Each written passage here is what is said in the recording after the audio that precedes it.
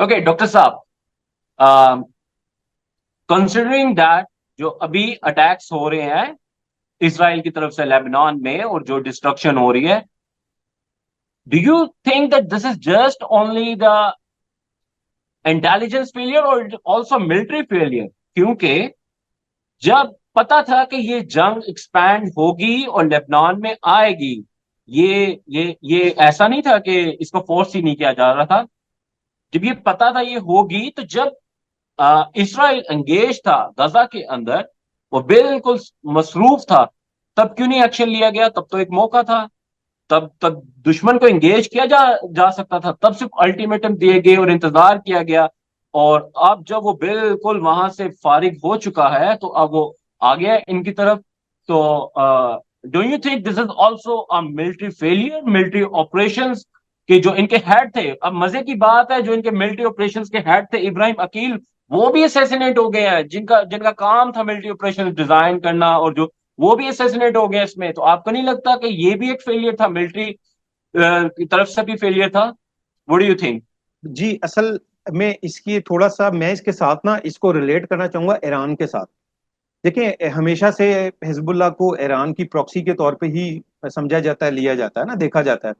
तो आप ये देखें कि इस्माइल हनिया की जब असैसिनेट उनको किया गया है, असैसिनेशन की गई है, तो उसके बाद ईरान ने बहुत बड़ी बड़ी बातें की। और उस वक्त भी मैंने ये कहा था कि अब ये देखना पड़ेगा कि ईरान इसके बाद वाकई ही कुछ करता है या नहीं करता।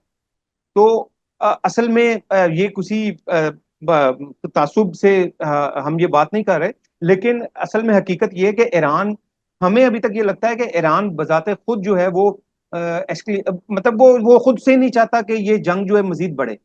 और वो इसलिए नहीं चाहता क्योंकि असल में वो उस मैं ये समझता हूँ कि उसकी जो उस जो न्यूक्लियर प्रोग्राम है, वो चाहता है कि मेरा न्यूक्लियर प्रोग्राम जो है, अमेरिका उस पर मजीद पाबंदियां ना लगाए और मैं उसको अपने जारी रख सकूं।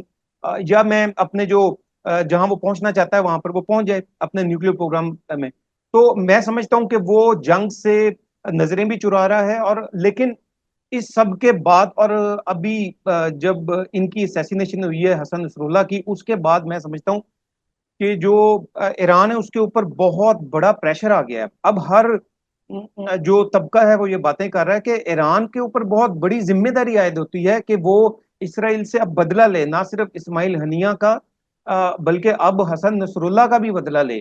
तो अब देखना पड़ेगा कि ईरान इस मौके के ऊपर क्या करता है। अगर ईरान की जो स्ट्रेटेजी है वो यही रही जैसा कि पहले था, जो कि किसी हद तक खामोशी वाली है, और थोड़ा बहुत जो मिसाइल वगैरह उसने चलाए, लेकिन उसका भी खास कोई हमने नहीं देखा कि रिजल्ट सामने आए।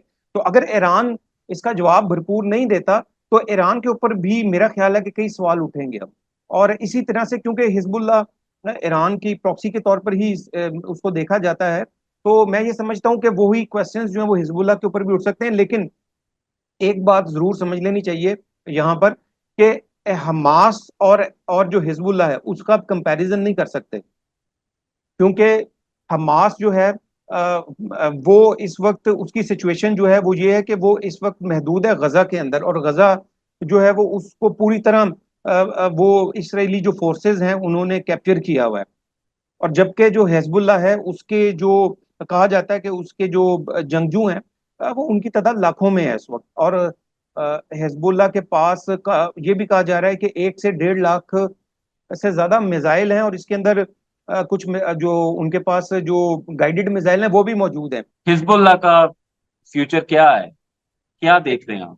देखिए, हिजबुल्लाह को जो लेबनान है, हिजबुल्लाह को वहां पर बहुत ज्यादा और एक बहुत बड़ी हमायत हासिल है। और इसके साथ साथ हिजबुल्लाह को इराक के अंदर बहुत बड़ी हमायत हासिल है, ईरान के अंदर बहुत बड़ी हमायत हासिल है। बल्कि ईरान तो जाहिर सी बात है, उसको वो एक ही चीज़ है, वो दोनों सपोर्ट करता है, उसको बनाया भी गालिबन उसी नहीं है, कहा तो ये जाता है। और इसके साथ साथ हमास की सपोर्ट भी हिजबुल्लाह को किसी हद तक बहरहाल मौजूद है। तो ऐसा नहीं होगा कि इस हमलों के बाद या हसन नसरुल्लाह की असैसिनेशन के बाद जो है वो हमास जो सॉरी जो हिजबुल्लाह है वो खत्म हो जाएगी या वो वीक हो जाएगी। मैं नहीं ये समझता कि वीक होगी। मैं समझता हूँ कि हिजबुल्लाह जो है वो उसको जो अवामी हमायत है वो ज्यादा अब हासिल हो जाएगी, क्योंकि जो पब्लिक है अच्छा। जी उसको, क्योंकि लेबनान में अगर आप देखें कल से लेकर अब तक आप देखें तो बड़े पैमाने पर एहतजाज हो रहे हैं, और इराक के अंदर भी बड़े सही। पैमाने पर एहतजाज हुए हैं, और इसके साथ साथ दीगर ममालिक के अंदर भी एहतजाज हुए हैं। देखें, जो मुसलमानों के जो सेंटिमेंट्स हैं वो बहरहाल इस वक्त चूंकि फलस्तीनियों के साथ हैं और गजा के साथ हैं, तो इस मौके के ऊपर जब हसन नसरुल्लाह की असैसिनेशन की गई है तो मुसलमानों के जो सेंटिमेंट्स हैं वो हसन नसरुल्लाह के साथ भी होंगे, और उसका फायदा एट द एंड जो है वो हिजबुल्लाह को होगा। लेकिन हमें ये देखना पड़ेगा कि हिजबुल्लाह जवाब में क्या करती है। फिर मैं वही बात रिपीट करूंगा कि हिजबुल्लाह जो है वो जवाब में क्या करती है, क्योंकि ये जो सेंटिमेंट्स हैं ये ही इन्हीं की जानिब से भी हम्म। ये सवाल किया जा रहा है, जिनकी जिनके सेंटिमेंट्स हैं मुसलमानों के, उन्हीं की तरफ से ये सवाल उठाया जा रहा है कि इस्माइल हनिया को असैसिनेट जब किया गया तो उसके बाद ईरान ने या हिजबुल्लाह ने क्या किया, और अब जब हसन नसरुल्लाह को असैसिनेट कर दिया गया तो अब जो है वो जवाब में क्या किया जाएगा। बल्कि आज की तो खबर ये है कि ये कहा जा रहा है कि इसराइल अपनी जमीनी अफवाज जो है उसको भी लबनान भेजने लगा है।